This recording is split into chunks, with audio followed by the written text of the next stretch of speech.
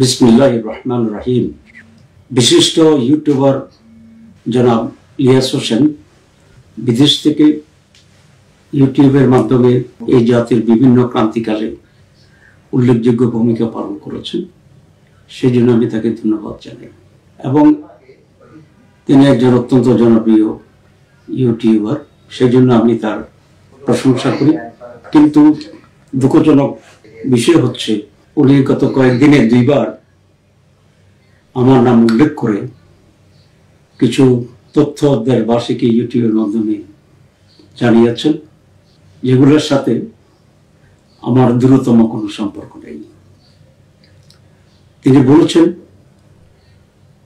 প্রথমবার যে ভারতের সাথে আমি বিশেষ সম্পর্ক রাখি, এবং দ্বিতীয়বার একেবারেই আমাকে রয়্যাল এজেন্ট উল্লেখ করে বক্তব্য রেখেছেন। এবং ওনার বক্তব্যে উনি বলেছেন যে উনি শুনেছেন এবং কেউ ওনাকে এই বিষয়টি বলেছে।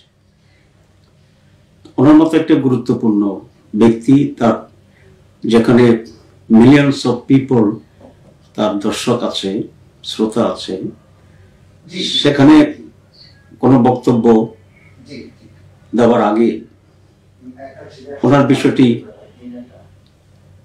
যাচাই বাছাই করার দরকার ছিল বলে আমি বিশ্বাস করি।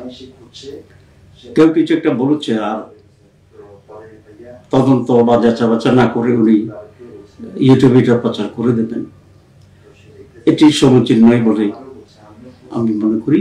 এবং এতে করে সত্যের অপলাপ হইতে পারে। এ বিষয়ে আমার বক্তব্য অত্যন্ত স্পষ্ট যে আমি ভারত বা নয়, কোনো বিদেশের কোনো গোয়েন্দা সংস্থার সাথেই আমার বিশেষ কোনো সম্পর্ক নেই।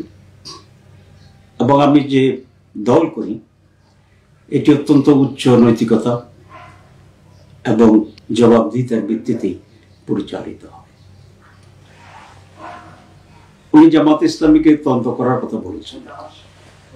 আসলে তদন্ত করে সত্য উদ্ঘাটন করা এটাও ওই ব্যক্তি বা সংস্থার দায়িত্ব যিনি নিজে এরকম তথ্য দেন। আমি আশা করি বিষয়টি উনি খতিয়ে দেখবেন এবং যদি তিনি সুস্পষ্ট কোনো প্রমাণ না পান তাহলে বিষয়টি যে উনি সঠিক বলেননি সেটা ওনার ইউটিউবের মাধ্যমে উনি ওনার শ্রোতাদেরকে এবং জাতিকে জানাবেন। আরেকটি বিষয়ে উনি কথা বলেছেন যে বিশিষ্ট সাংবাদিক জনাব নাইমুর রহমান সাহেব 5 আগস্টের পরে আমার বাসায় আশ্রয় নিয়েছিলেন এবং ওনাকে ভারতে চলে যাওয়ার ক্ষেত্রে আমি সহযোগিতা করেছি। বাস্তব সত্য হচ্ছে জনাব নাইমুর রহমান সাহেবের সাথে ফিজিক্যালি আমার কখনোই দেখা হয় না, সুতরাং আমার বাসায় থাকা তো কোনো প্রশ্নই আসে না। আর তিনি যে ভারতে পালিয়ে গেছেন সেই তথ্যটিও আমি প্রথম জানতে পেরেছি জনাব ইলিয়াস হোসেনের বক্তব্যের মাধ্যমে। আমি প্রথম জানতে পারলাম যে সাংবাদিক নাইমুর রহমান সাহেব ভারতে পালিয়ে গেছেন। সুতরাং এখানে ওনাকে ভারতে পালিয়ে যাওয়ার আমি সহায়তা করেছি বলে উনি যে বক্তব্য রেখেছেন সেটি একেবারেই একটি ভুল কথা, ভুল তথ্যের মাধ্যমে করেছেন এবং এটা সত্যের অপলাপ হয়েছে। ওনার মতো একজন গুরুত্বপূর্ণ ব্যক্তি যে কোনো বিষয়ে বা যার বিষয়ে হোক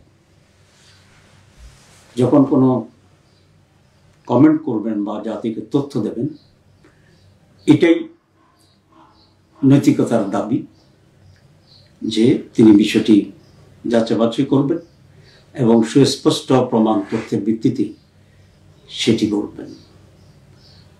আমি ওনার কাছ থেকে কমপক্ষে এই ধরনের নৈতিক আচরণ আশা করি, কারণ মিথ্যা তথ্যের ভিত্তিতে